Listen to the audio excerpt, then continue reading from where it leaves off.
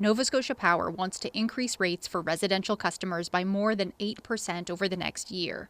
It made the request to the Energy Board in the fall and is now arguing its case in a public hearing. It's never a good time for our customers to see a request for a rate increase. We understand that, but we also hear from our customers that we need to continue to invest in reliability to make sure that Nova Scotians have access to a reliable electricity system. Politicians are united in saying they are not okay with Nova Scotia Power's proposal.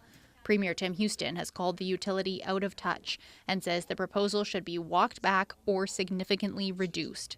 He was not present on day one of the hearing, but opposition leaders were.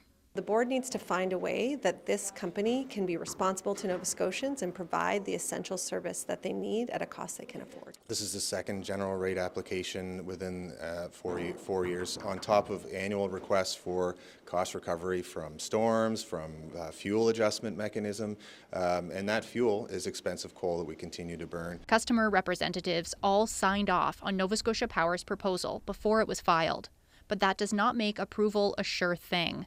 Board members grilled company officials about the details of their application, and their lawyers highlighted that for the first time in at least 22 years, Nova Scotia Power did not put up any members of the executive leadership team.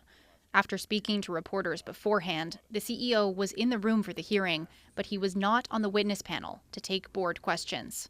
Company officials who were on the panel say Greg and other top brass sat it out because they were not as intimately involved in crafting the proposal. Scrutiny on day one was also directed to the fact that residential customers face a rate increase that's twice the average. Large industrial customers and other groups could see rates go down. Nova Scotia Power could have chosen a different calculation method that would have spread the burden out more evenly. The problem is that the math is holding Nova Scotians to unbearable energy rates. We need to fix the math. I mean, there are other methods. The math is math, but there's always various methods, and there's many out there, so they should all be considered. The hearing is expected to run into next week, and the board is likely to reserve its decision. Taryn Grant, CBC News, Halifax.